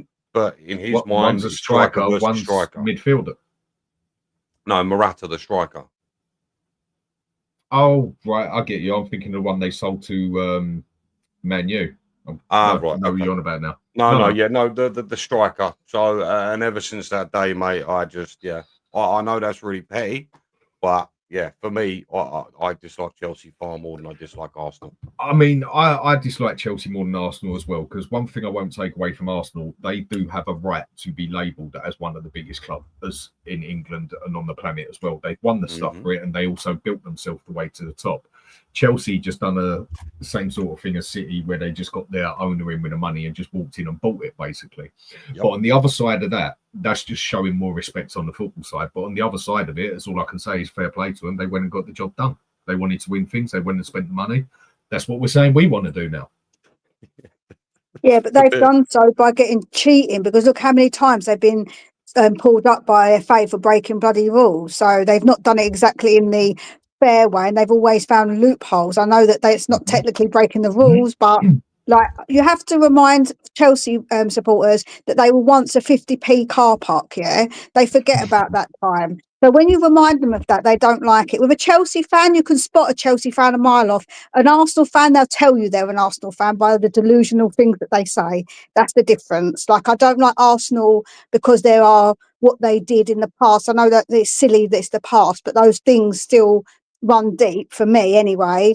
And then the Chelsea fans, it is just purely their fans are probably some of the worst in the way their attitudes and certain things. And yeah, they're not exactly the greatest, if you're honest. And the way they act because they got new money in it. They, like I say, they broke the rules, the loopholes, and they got loads of money, and then they got to where they got to. Do you actually care that they broke the rules, though? Yes. Do you actually care? Yeah, because I think that at the end of the day, the rules are there, and why should they get away with breaking them when not everybody breaks the rules? And then that's unfair. Like, it's not a fair way of playing the game. A game is meant to be, it's meant to be fair. I know life isn't fair, and I know that's part of, sometimes with life it isn't fair. But when it comes to a game where there's rules, I think it's an unfair advantage. So no, I wouldn't want to break any rules myself. I get where you're coming from there, but then everyone knows my attitude. It's a dog eat dog world at the end of the day, and if you can't beat them, join them. And if we want to get to the same level as, let's say, City, Chelsea, whatever, we're going to have to be willing to do what they do. I hope we necessarily do, because Liverpool didn't break any rules. I know they're an exception, maybe because they're a big club anyway, but they didn't really break any rules. Arsenal, I know we hate them, but they didn't break any rules. No, so you can do it without breaking the rules. Like, you don't have to break the rules. I mean, a lot of it they did, though, wasn't exactly breaking the rules. A lot of it, what they did was just actually finding loopholes in it and that. And then other things have come through. And yeah, they broke for a few rules and that. Is anything going to come of it? I very much doubt it. Is anything going to come of City? I very much doubt it. So Spurs basically went and done the same sort of things that City and Chelsea do and go and win things for it and then get a slap on the hand after 10 years or whatever. I honestly couldn't give a toss. Yeah, but you just know when it's us, there won't be a slap on the wrist. That's the problem, isn't it? What, the Spursy thing sort of thing? Yeah, man, it won't happen to us. We're going to get bans, we're going to get relegations and all sorts, man. I wouldn't trust nothing like that when it comes to us. Do you know what? That statement alone just says all you need to know about how Spurs fans feel about their club. Oh my God, the luck of Tottenham. Oh, well, Mark says here, Dan, I've never seen a dog eat a dog. Well, you've never been in the wild then. And a dog in the wild will eat anything. and he says he wouldn't want to. Well, I'm sure there's certain places out there like they do with cats and whatever and cook them and everything else. It's a strange old world we live in. But I'm going to cover my dog's ears up, you saying things like that. My poor dogs can hear you, you know. Yeah, I've got a Rottweiler as well. I've got a dog as well. But it's like the figure of speech thing that when it comes down to it, I honestly wouldn't care even if we'd done it the bent way to get up there because other clubs have done it. So why can't we go and bloody do it? If you can't beat them, join them, you're right. Yeah, because just because like someone else breaks the rules doesn't make it right. Two wrongs don't make a right is also a saying. Yeah, okay, I get where you're coming from, but then we're going back to the point that I said earlier with people complaining about religion and the type of money we have coming in there. So you're now complaining about the way we would do it as such. Like there's a certain way you want us to do it, because if we want to do it the straight way, then Levy was doing it as straight as you could bloody get. The difference is, Dan, is that we all know millionaires become millionaires because they normally do things that are very dodgy. There's very rarely a millionaire that gets there by doing everything straight down the line. Let's be completely 100, yeah? That's not how it works. But when it comes to the rules of actually playing the game, I want to stick to the rules. I don't want to be somebody who's worrying about getting charged for X amount of violations. Like, I don't want to be that club. That's my personal view. Like, when it comes to the game, it's different because the rules are the rules for the actual game. When it comes to it, and the PSSR and all that sort of stuff as well. Mia, I got to ask. So Abramovich is on the line and he's wanting to buy Tottenham Hotspurs right now. Would you say yes to that deal? As if he was going to not break any rules, but if he was going to break rules, then I wouldn't want someone to come to my club and break rules. If he did it all purely thinking he's going to come and do the rule breaking thing, I wouldn't want to get worrying about getting 70 whatever charges they've got now and all the previous charges they've had before where they've got fined and stuff. Because when you What get if I fined, you get what fined and then you've got to change it so you don't get further sanctions. So that means they were guilty because they got one fine and then they had to change what they were doing in order not to get any further sanctions. and Mia, if I offered you a couple Champions Leagues and a couple Premier Leagues, would you still have the same opinion? Because If it was done by breaking the rules, then I'd rather not. No, not breaking the fair enough. rules. Not breaking the rules, because I know it sounds like a bit sanctimonious and people go, but it's winning is winning. We won that Europa League by not doing any of that stuff. And I know it's a rare thing we did win it, and maybe it was whatever people want to say about it, but I'm flipping absolutely over the moon about it. But the fact is that we didn't get there, and I know in my heart of hearts we did that because we didn't cheat to do it. And if we Okay, did cheat to do it, I would be upset. If I found out we cheated, I would be upset about it. I'll be like going lasering off my tattoo that I got done. I literally would not like it. I'll be like, nah. No. I suppose Yeah, it's man, I also, wouldn't like it. It depends what people want to call cheating. I mean, for me, cheating is when you cheat on the pitch, basically. Yeah. If it comes that we cheated in the aspect of buying players, whatever, and that, and done it a way that we're not necessarily meant to, whatever else, and that, again, I could not care less. You don't get to the top through being nice. You don't get to the top through doing everything the right way and that. And the attitude I have with it is, at the end of it, if you can't beat them, you got to join them, because they're obviously cheating for a reason, and the reason is they do better because of it as such. And the clubs doing it the straight way can't necessarily keep up with it, basically. So if you can't beat them, join them is my attitude. Again, when it comes back to it, as long as we start winning things on the football side, I couldn't give a shit how they do it. I really could not care less. If it came in 10 years' time that we get a couple of fines and whatever, which it won't come any more than that because of the amount of money involved in it as such, and the amount of damage it could also have on the league as such, I don't care. I genuinely do not care.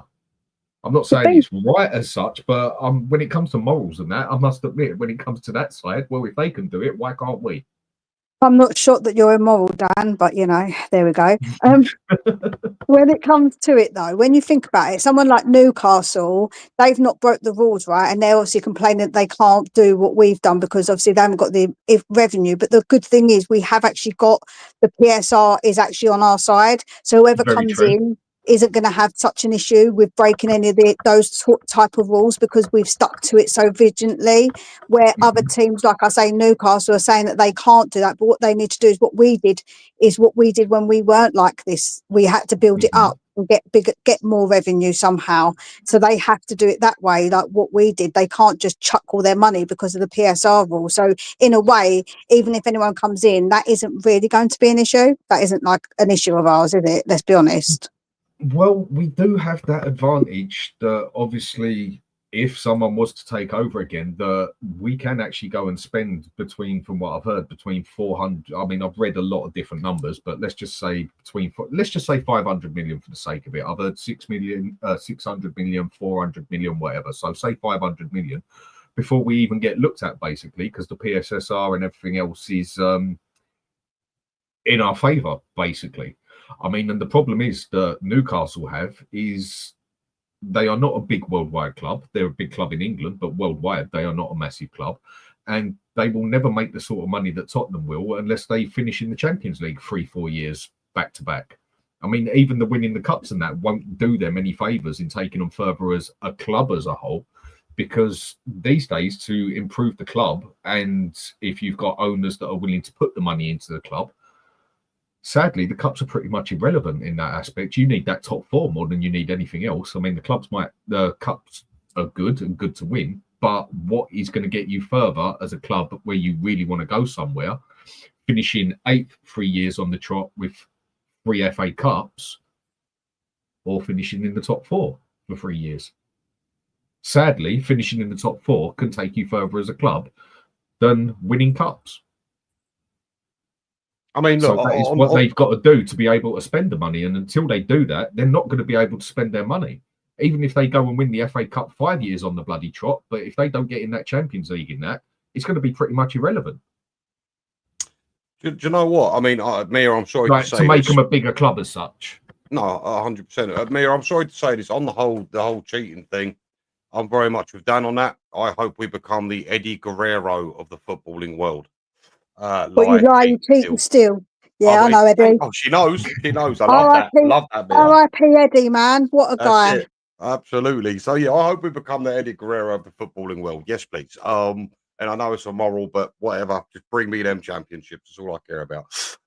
Yeah, like Warren says here. Yeah, the big clubs always find a way to break the rules. They just pay the fine and come with backhanders. It's just how it is, basically. And the 6 voted for PSR to stop Newcastle, Villa, and American owners and all that. Yeah, I totally agree with what he said.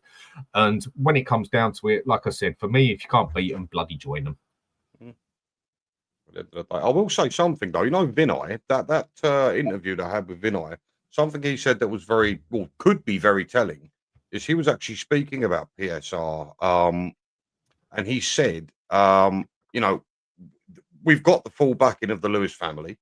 But he says sometimes, and you know, if we stick to certain rules, we will have money there to spend, but the rules don't allow you to spend it. When he said that, I did sit there and I thought to myself, I wonder how much he realizes Spurs fans are that invested in the club that they look into things like that. So, for instance, Dan, you were talking about PSR earlier. I watched some sort of, I don't know, footballing accounting analysis or something, whatever he was. He said Tottenham Hotspurs could spend upwards of 200-300 million without even being touched. You know, and I just think that, again, it is another plus in the category of if we do get new owners that come in, we have the ability to go and spend. I just wonder. It's an advantage we have. It is a massive advantage we do have because we can go and do it. Obviously, I mean, even look at Villa this year. I mean, because they took a few risks, but because they didn't get in the Champions League, that bit them in the arse a bit, didn't it? And it's the same as Newcastle. I mean, technically, they're the richest club on the planet with the owners they got, but Newcastle will never, ever, ever, unless they start winning the league or finishing Champions League 4 years on the trot, be able to even touch us with money, because the further up north you get, the less money there is. And not even Man U, Liverpool, Man City, Newcastle can't even charge more than bloody Palace and Fulham for tickets, because the further up north you go, the less money there is. Some people don't like hearing that, but it's just the way it is. London is what runs this country. Without London, this country falls to pieces. The business is in London. And that is why Fulham can charge bigger ticket prices than City, Liverpool. Newcastle can't just sit there and all of a sudden put their ticket prices right up to the same as us and the same as Fulham and everything else. Oh, fucking hell. The same as everything else. That just made me jump. The same as everything else, basically. Because they haven't got the money in that sort of area to do that. And that is why they cannot spend. And unless they get Champions League 3-4 years on the trot to make the money, they're not going to be able to spend the money unless the rules are changed. Do you guys then? Sorry. No, go on, yeah. But would you guys agree then that, because obviously some people like Newcastle fans I've heard saying that we should scrap PSR completely and not have just let people spend as they want to spend. Would you agree with that then? Would you say that that's the way to go forward, is not to have any PSR? Maybe have caps on, I don't know if you can really do wage cap now because of the way, obviously it's gone too far, but it's sort of kind of cap other ways instead. I agree with what you've just said there, yeah. Personally, I think they should scrap it. It's going to damage some clubs and others not. But I reckon there should be a cap on what the most you can pay for a player is. There should be a cap on a player. I reckon there should be a cap on wages. I mean, obviously everyone's under contract now, but say for instance the new rule comes under now, the most a player can get paid is 250 grand, yeah? That will all start from when the new contracts come in. So whoever's on 350, 400 grand or whatever, he stays on that for the next 3 years. And then when it comes to his new contract, the most he can get paid is 250. He can complain about it all day he wants and say, well, I won't play football. Well, right, fine, don't play football. Fuck off. You ain't got a job now. And you're not getting paid 250 grand. So it would take a little bit of time to settle in, but they should do it like American football. They should do it. They should cap the wages and cap the prices on everything else. And then that makes it, I think that personally makes it more even in that aspect. The only thing I would say that there's a flaw in that is in other leagues, because if they don't have that in other leagues, then obviously that's obviously going to cause a problem. That would be the major problem. I mean, I think they should do that in football as a whole, as such. And I don't think any other league would complain about that overall. PSG might complain about it. Barcelona and Real Madrid might complain about it. I don't think anyone in Italy would complain about it because the whole league, bar one club, is basically up shit street with it as such. And with that aspect, I think every other league in the world would be quite happy for that, because the Premier League is light years basically ahead of everybody, bar a club or two when it comes to money. I mean, the fact that Palace can bring in more money than bloody AC Milan just about tells you everything, doesn't it? So I don't think, bar a club here or there, I don't think any other league would complain with that in the slightest. Do you not feel it would have a horrendous effect making the bigger clubs bigger and the smaller clubs smaller, though? I mean, for me, I think it could make football quite boring, because clubs like your Cities, your Newcastles, your Uniteds, your Chelseas, they would just be they would be dominant, and it'd never change unless a smaller club got a huge owner come in. I get where you're coming from. You know what I'm saying? If the players' wages are capped and the price of the players are capped, a maximum price for them, I think that also gives the smaller clubs a bit of a chance of being able to get certain players in that they maybe wouldn't, because it's got a cap on the price of the player, basically, and also a cap on his wages. I mean, if it comes to, say, two clubs relatively the same size, they can both offer the same money, basically, because there's a cap on it. I know people can do that now, but then there's that one who's got more money than the other one who can offer significant more, and then there's the cap on the wages they both offer. Then the player, it's more of a genuine decision he makes of what club he wants to go to as such. Yeah, but isn't that flawed, Dan? Because then they could just stock up, all the big teams that have got the bigger name could just stock up on all the best players, because they're going to be playing the same prices. So they just stock up on all of the good ones. And then all the lesser players would just be like, well, we're not going to get to go to their team, so we'll just go to the next team down. Do you know what I'm saying? So like it create Isn't that what happens anyway? No, not necessarily, because you do get sometimes a bigger player going to a club. Look at, say, for instance, a Jack Grealish on loan to Everton. That's quite a big player to go to someone like Everton, no? And so, like obviously, things like that do happen. Otherwise, he wasn't going to play me. He didn't go there for choice, basically. He didn't go to Everton because he wanted to go to Everton. But he went to Everton because he wanted football. If there was a cap, or if there was a reason for him not to go, he could just stay at Man City, get maybe very few games and still get paid. What I'm saying, then that makes people just want to get the money, who can just sit there and not get that many games, because they're going to be mercenaries, because I think this is a bigger club. I'm going to win stuff here. Even if I don't play, I do play. But there's players that do that anyway. It gets done like that anyway, basically. I mean, if he was, if Grealish was the sort of person, I mean, again, it all comes down to personalities. I mean, I think there's a lot more mercenary in football than some people might believe as such. I mean, again, it's each to their own. Whereas there is plenty of players out there who will just go to a club purely because of the money. There's plenty of players out there who will stay at a club because their wages will be significantly better than if they go to another club, even though in this club they'd be sitting on their ass doing nothing. And in the other club, they would get football. But then, well, no, I'm staying here because the money's better. Grealish blatantly left, not because of, even though he's getting paid the same money, basically, but he left because he wanted to play football.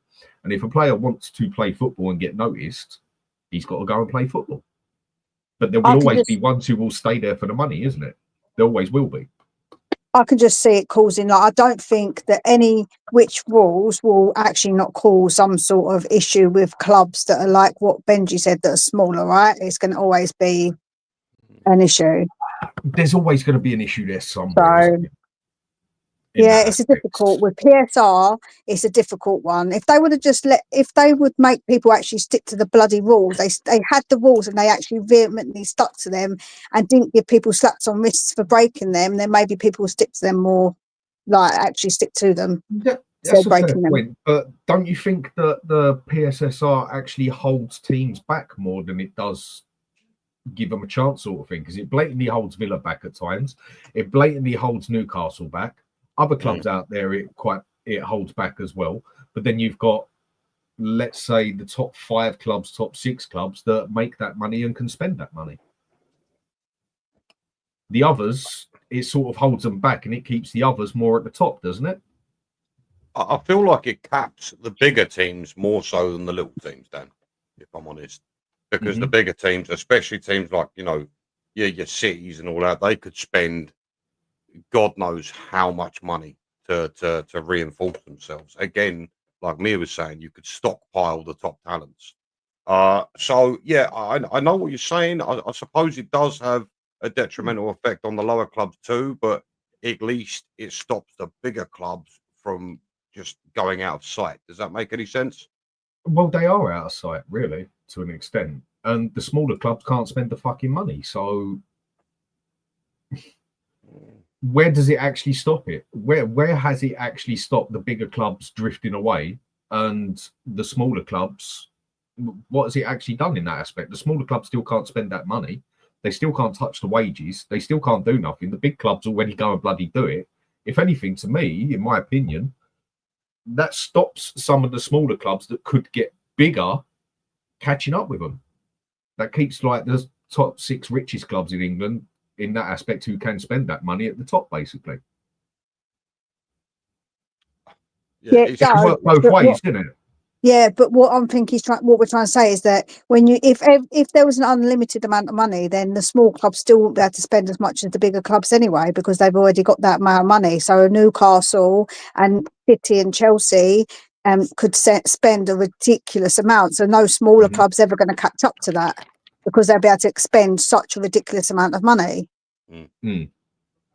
It's quite a tricky one. I mean, in some ways, like from what we've said there, it basically sounds like a bit of a no-win situation. PSR is a good idea. It was poorly executed, I just think. I feel like there should be, and it's such a complicated. If you look into it, it's so complicated. I don't understand entirely the PSR rulings, but yeah, it's a good idea. It was just poorly executed from my perspective.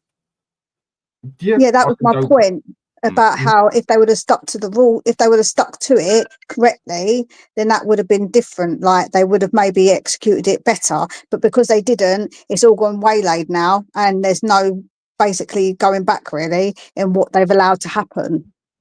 So they've got to change things then, basically. Yeah, I think they should change to it and stick to it, and then make everybody follow the damn rules and not let anybody just break the rules and get away with it like they have done.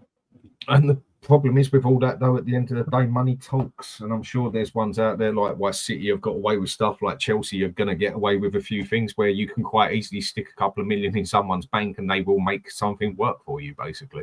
That is how corrupt and bent the world is. It's all corrupt because it's all leading to like the same place. Like the people like who own some clubs have got part in like the Premier League and part in other, like their fingers in different pies. That means they get an unfair advantage because obviously they're going to be favoured. Let's be completely honest. Of course. It does basically. So from what you're saying, to me, it just sounds like a bit of a no-win situation, no matter what way we do it. All right, the bit I'll go to before we finish it then is on the game today. Where do you think we're going to go then? What do you think is going to be the results? What sort of game you think we're going to have? Go for it, Mel. You go first. I think we're going to win 3-1. I think we're going to beat them. I think this is going to be the game we come back to where obviously we were rubbish before the break. So we've got something to prove, and they've got literally not a lot about them, have they? They're just, their game is just like absolutely gone to pot. Like they're all complaining, they're writing letters to get the owners to leave. They're going to have apparently protests, so they're all up in arms, the West Ham fans, so they're not exactly supporting what's going on. So I think that obviously as well gives us a bit more of an advantage because it's more unsettled there, where I think we're a lot more settled as a team. No, so you think 3-1, yeah? Yeah, for me. Yeah, 3-1. Okay. And Ben? For me, I think we are going to smash it out of the park, mate. I think it's going to be 4-0. I'm going to go with Xavi Simons, two assists, 1 goal. Okay. I feel like it's going to be a good day today. I feel like it needs to be to make up for that last game that we watched, that horrendous shit show. Yeah, well, I agree. I'm feeling positive. I think we can win this today. I'm going to go 2-1 Spurs because we haven't got the best of records at West Ham. It is a London derby as such. It does get very messy and very physical as such. I think we've got a slightly more physical team than what we've had over the past couple of seasons. We've actually got a couple of players who have got a bit of physicality on them. And I think we'll get it 2-1, but I think it's going to be quite a scrappy game as such. I don't think we're going to dominate nothing. Depends what I suppose you call domination. I mean, people have different aspects of it, but I think it's going to be a very scrappy game, and I think we can get this 2-1. Yeah, a bit conservative. Fair enough, mate. You're not taking any risks, then. Are you not feeling it today, mate? Are you not feeling like we could really go there and thump them? I know you won't. Well, obviously, I'd love us to, but I can easily go with 2-1, 3-1. I mean, 3-1 for me is not thumping someone, it's not smashing them, whatever. And that I believe we can get the win today, 2-1. I can believe 3-1, but 2-1 I'm going to go with because I think it's going to be quite a dirty game. Fair play. Well, either way, thank God Tottenham are on today. I've been so excited. I genuinely cannot wait. I'm counting down. How long have we got till the game starts? Well, I'm missing one game to watch my Spurs game as such. I mean, I was looking forward to Inter playing Juventus, but Tottenham comes first out of that one.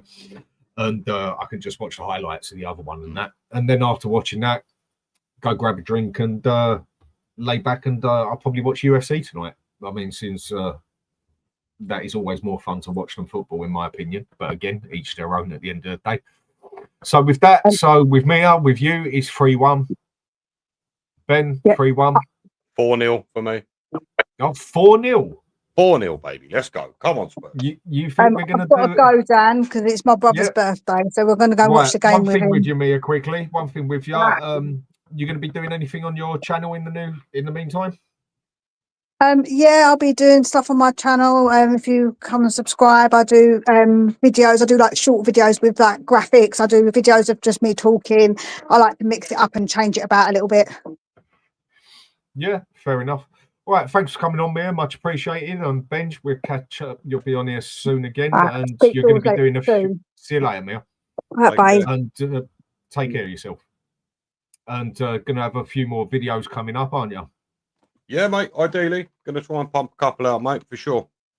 Okay, then. So thanks for everyone for watching, and thanks for Mia coming on, and obviously you, Ben. And we will see how Spurs do today. I think 2-1. You think 4-0. I think quite a few Spurs fans out there seem pretty positive with it overall. So everyone, have a good day. Let's hope we have a good game, and come on, you Spurs. See you later. Take it down.